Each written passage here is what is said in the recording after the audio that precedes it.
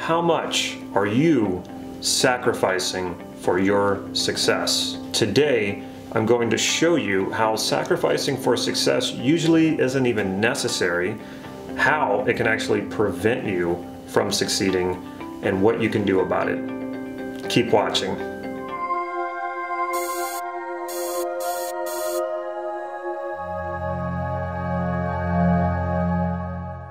This is Life Mastery Gym. I'm Damon Cart, and I teach people just like you processes and techniques to live a more fulfilling life and to take charge of your destiny.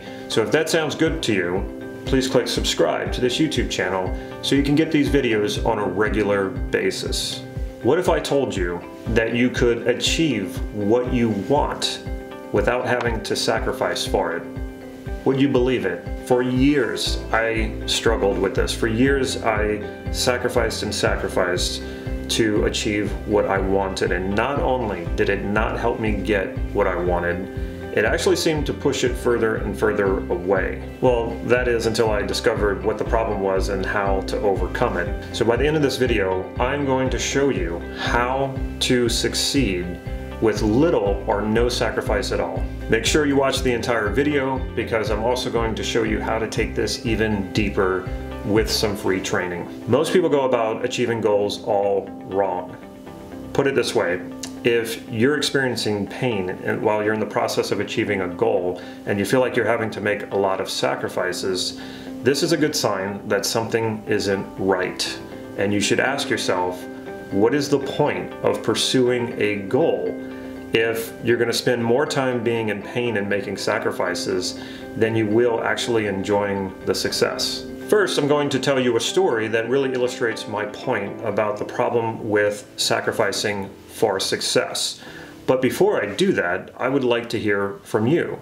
If you've sacrificed for a success and then when you achieved it, you felt like it wasn't worth it, type yes in the comments below. I arrived in Los Angeles, California with lots of hopes and dreams of becoming a filmmaker. What I like to tell people is I didn't even step out the front door when it came to creating a film career. I was spending more time just surviving, living in LA. It was expensive to live there. I had to work a lot more to pay the bills and to pay the rent.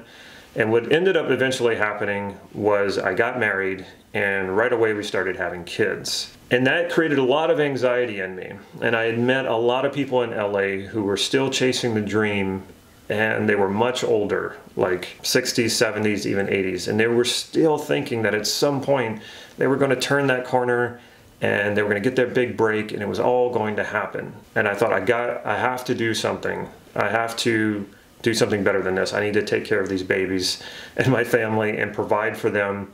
And so I decided to let go of that dream. Now at the same time, I still wanted to eventually get back to the things that I enjoy doing, my passions and the things that I love doing. My father still is an insurance agent. And when we were getting married and having kids, him and my mother were able to come out and spend lots of time with us, and his employees ran the business. So he had lots of freedom and he was making really good money, still is. And I thought, I want to do that because I want to provide for my family and I want that kind of freedom. I really want to start traveling again. And so if I can have a business where I make lots of money and my employees run it, it doesn't matter if I don't like the business that much. It doesn't matter if I don't like insurance. I will have my freedom. I bought into that.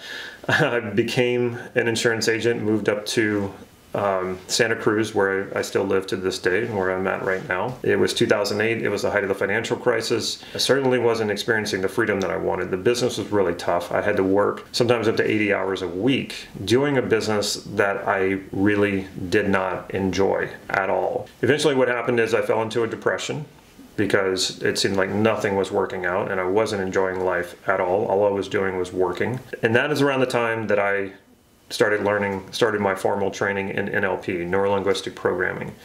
In using NLP, I got very, very clear about why things weren't working, why I was unhappy. When I was unhappy, I just blamed myself. I said, well, I'm not working hard enough, I'm not doing well enough, I'm not worthy, or there's something about me that I'm not good enough to make this work. Well, when I started learning NLP, I started learning that a lot of those ideas were completely wrong.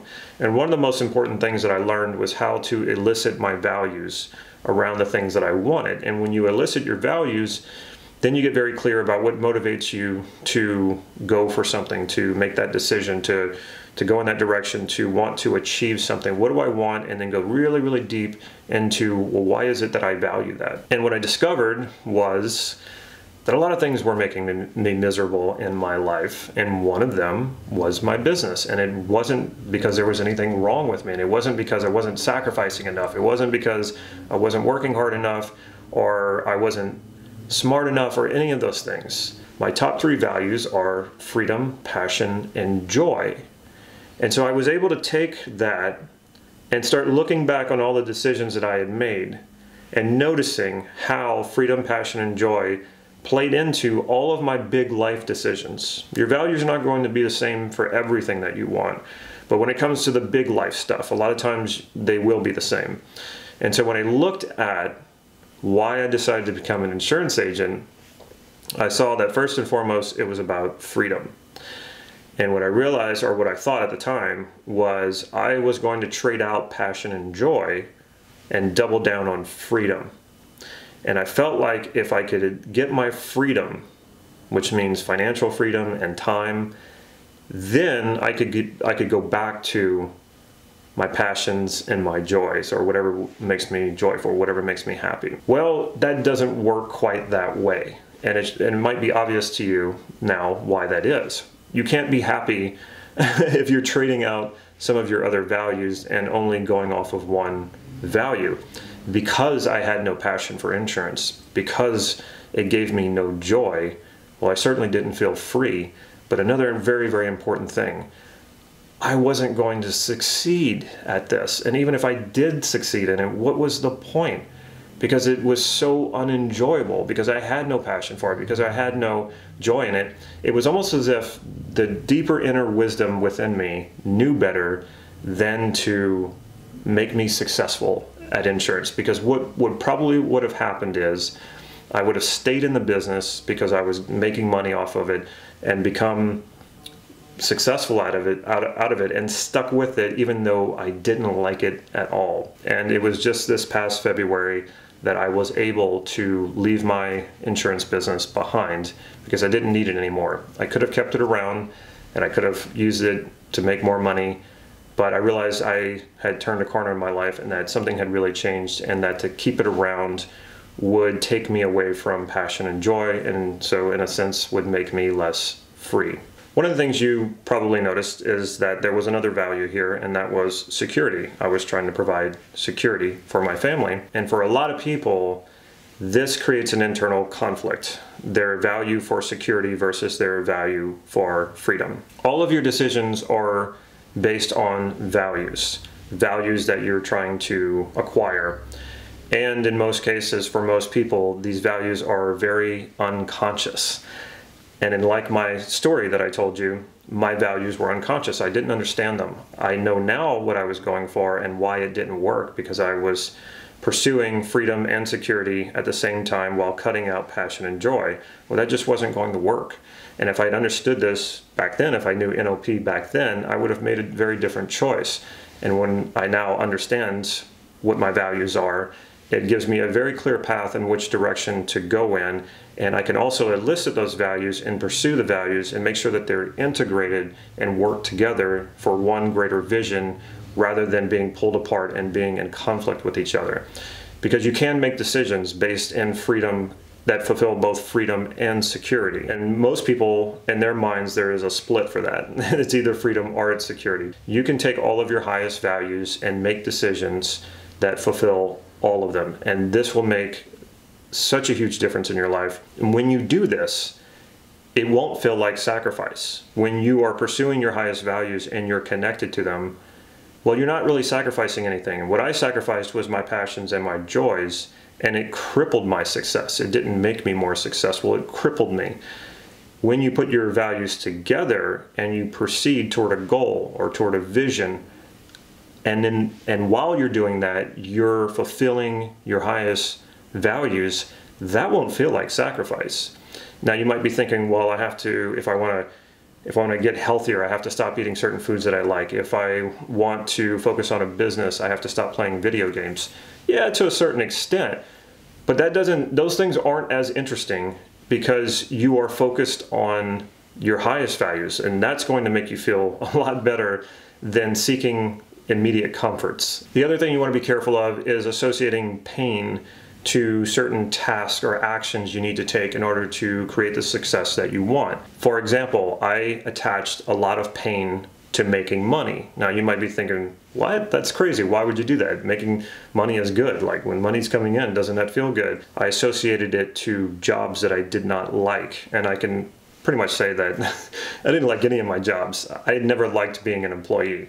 Now, I'm not saying you should go out and quit your job and go into business for yourself. It's not for everybody. I knew I was never going to be happy as an employee. In fact, the last job that I had before I started my own business was an incredible job. I was treated so well. I was paid very well, but I wasn't really happy. I was okay, but I just knew that I was never going to be truly happy as an employee. So associating pain to making money because I associated it with work that I did not like or being an employee. Then I started my own business, and making money then was also painful because I had to do things that I wasn't really interested in. And so again, there was this association of pain and making money. I'm happy to make money now because I enjoy the things that I do to make money. So be careful of that. Be careful of attaching pain to things, to tasks that you need to do in order to be successful. And you'd be surprised how sometimes you just need to kind of flip the situation like I did with making money. There was nothing painful about making money itself. It was what I was associating it to. So to summarize all of this, what you want to do is elicit what your 3 to 5 highest values are. When you know what those are, when you're connected to those, and you know what the behaviors are that actualize those values, that realize those values for you, you're going to become unstoppable because what you have built in is instant motivation. You're always going to be motivated toward your values. Your values themselves are motivation. So when you set a vision that are based on your 3 to 5 highest values and the behaviors and the task and all the things that lead up to that, you're going to enjoy that process. It's going to be more and more motivating as you come closer and closer to your goal, and you're not going to feel like you're sacrificing anything here. The big mistake a lot of people make is they think they have to remove all these things that give them joy and pleasure out of their life in order to achieve their goals. So they feel like they're sacrificing. It doesn't feel good. They're withholding these enjoyable things from themselves in the name of achieving this goal, and say this goes on for months or even years to achieve a goal, and they're not happy in the process of achieving the goal, and then they achieve the goal, and yeah, maybe you're happy for a few hours, maybe you're even happy for a few days, but was it worth all that? Was it worth spending months or even years not enjoying your life because you're sacrificing to achieve some sort of success? I wouldn't even call that success. If you're not enjoying the process, if you're not enjoying the journey, then what is the point? What your goals should be, they should be more like landmarks or stepping stones. They help give you the steps. So your vision is going to be really big and broad, and your values they tend to be vague and intangible. So you have to give them some sort of expression, and that's what a goal or an outcome really is. It's an expression of the behaviors it takes that are in alignment with your vision, that are in alignment with your values to achieve that. So achieving your goals should be fulfilling every step of the way. And when you're achieving your goals are fulfilling every step of the way, you won't feel like you're sacrificing anything. You'll really be enjoying your life. And then every once in a while, when you need to indulge the value of comfort, which is important, we need to have comfort, then you go to the video games or to the fast food or whatever it is. But you only do that randomly. You don't do that on a regular basis. You don't do that daily, or you don't do that for hours and hours a day, or you don't gorge yourself with bad food or whatever it is that you use to seek comfort. That's just a little temporary thing. That's just a little something you do, and then you get back to your higher values and the joy that comes with that. What is success if it's not something that's fulfilling and satisfying you every single day? If you feel like success constantly involves trade-offs with things that you really enjoy, that's not really success. And if you're still thinking that success involves pain and sacrifice, how likely are you to succeed if that's part of the equation? If it is part of your equation, I can tell you right now, you're probably not going to succeed at it, because why would you? It's painful. So get clear about what your values are and let that be your guide for true success. All right, now you know how to succeed painlessly and without sacrifice, but what you don't know is how to elicit your deepest values, the values that are driving your decisions, the values that when you fulfill them will make you feel fulfilled and satisfied. This is why I created a 4-part video series to show you exactly how to do this. And you will find a link down in the description below. You will also find the same link in the comments, and there's a link that's attached to a card in this video. When you click that link, you can get immediate access to this training and get started right now on learning how to do this. So I'm curious about you. What is it you would like to succeed at? What sacrifices are you making in order to do that? Let me know in the comments below. I will respond to you. If you found this video helpful, remember to subscribe and hit that bell so you'll be notified when I put new videos out. And make sure if you like this video that you click the like button. That tells me that you want more videos like this one. And remember to get your hands on that 4-part video series while you're at it. Take care.